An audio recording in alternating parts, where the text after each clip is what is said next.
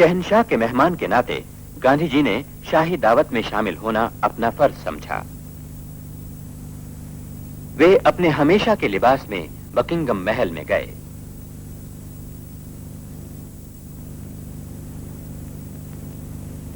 गोलमेज परिषद निष्फल हुई। फूट डालने वाली हिंदुस्तान की सब वृत्तियों को यहां प्रोत्साहन दिया गया था। 1 दिसंबर को परिषद समाप्त हुई।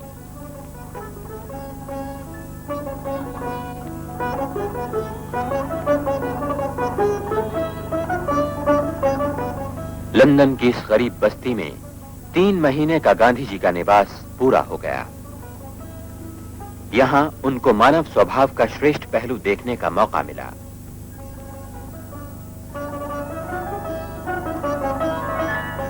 किंग्सले हॉल के सामने पौधा लगाकर अपने विदाई संदेश में उन्होंने कहा, Whatever the result of the mission that brought me to London, I know that I shall carry with me the pleasantest memories of my stay in the midst of the poor people of East London.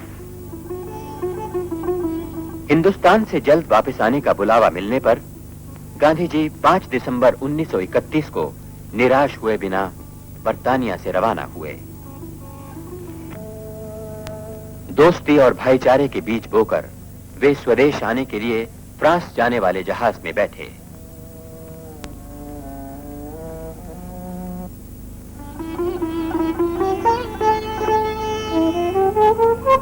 कुछ दिनों के लिए Gandhi ji Geneva आए, रोमा रोला से मिलने के लिए। जिनेवा की एक सभा में गांधी जी ने विश्वास दिलाया कि भारत कभी भी हिंसा का सहारा नहीं लेगा। अंत में उन्होंने कहा, हम जो चाहते हैं वो है मुकम्मल आजादी। I must ask you to believe me when I say that I have never made a statement of this description, that the masses of India, if it became necessary, would resort to violence.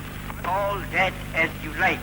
It is complete independence that we want.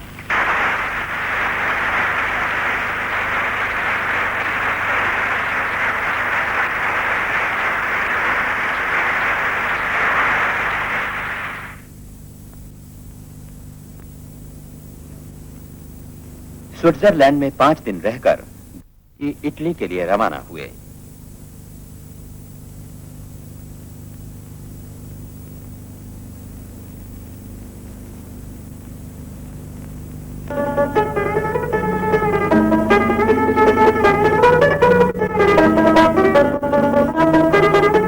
रोम के 3 दिन के निवास के दौरान गांधी जी बहुत व्यस्त रहे। हिंदुस्तान लौटने के लिए गांधी जी ब्रिंडीसी से 14 दिसंबर को पिलसाना जहाज से रवाना हुए। जवाहरलाल नेहरू की गिरफ्तारी के 2 दिन बाद 28 दिसंबर को गांधी जी हिंदुस्तान आ पहुंचे।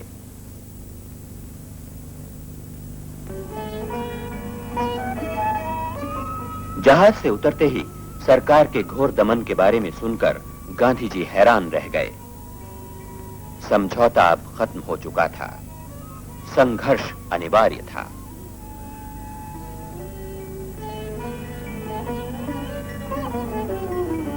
गांधी जी का अनुपम स्वागत हुआ।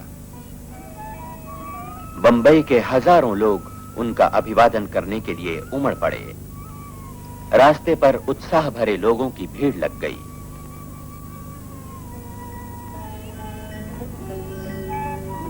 जगह जगह राष्ट्रीय झंडे लहरा रहे थे और मणि भवन तक का लंबा मार्ग पताकाओं और मेहराबों से सजाया गया था।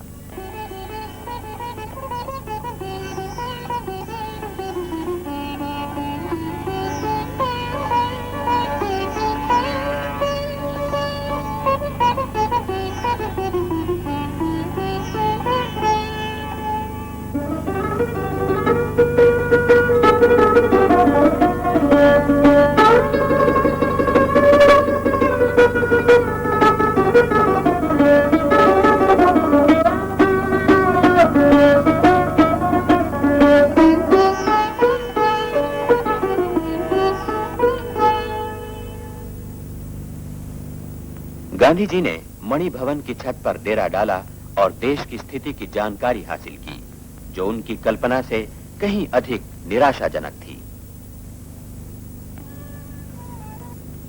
देश की चिंताजनक परिस्थिति के बारे में उन्होंने साथियों से चर्चा की और इसका हल ढूंढने के लिए लॉर्ड विलिंगडन से मुलाकात करने की मांग की।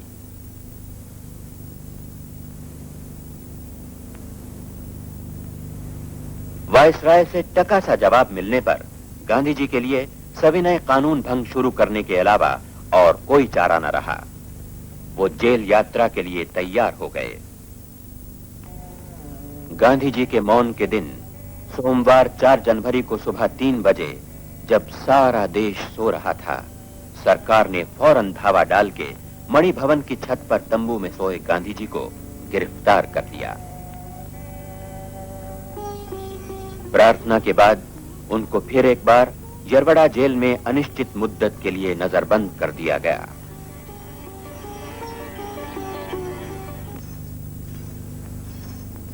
गांधी जी के पास जेल की कोठरी में देश भर से दमन के समाचार लगातार पहुंचते रहते, मगर दलित वर्गों को दिए जाने वाले अलग मताधिकार के बारे में उनको सबसे ज्यादा चिंता थी, जो हिंद सचिव को लिखे हुए उनके पत्र में व्यक्त होती थी।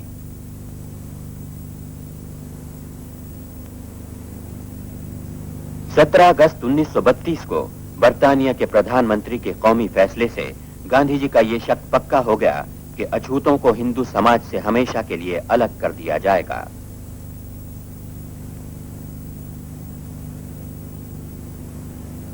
गांधी जी की आत्मा की आवाज ने उनको प्राणों की बाजी लगाने पर मजबूर कर दिया।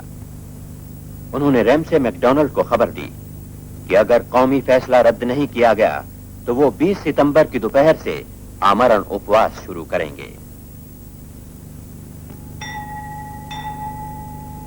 यरवड़ा जेल की सुनसान काली दीवारों के बीच नियत घड़ी आ गई। जेल में 12 के घंटे बजे और आखिरी घंटे के साथ गांधी जी ने अपना आत्म बलिदान का यज्ञ शुरू किया।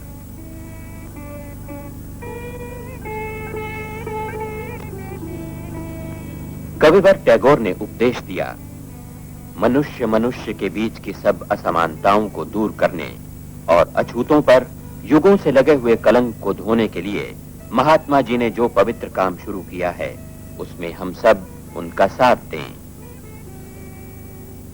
राष्ट्रीय जीवन में रुकावट डालने वाली सामाजिक दीवारें गिरने लगीं। एक के बाद एक मंदिर अंत्यजों के लिए खुलते गए। समाज सुधारक जो सालों तक न कर पाए, वो चंद ही दिनों में हो गया।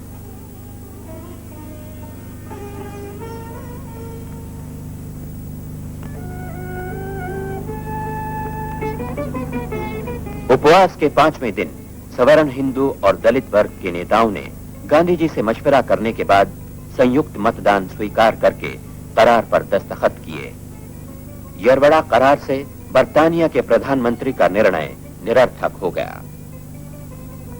गांधी जी ने अपना 6 दिन और 5 घंटों का उपवास तोड़ा।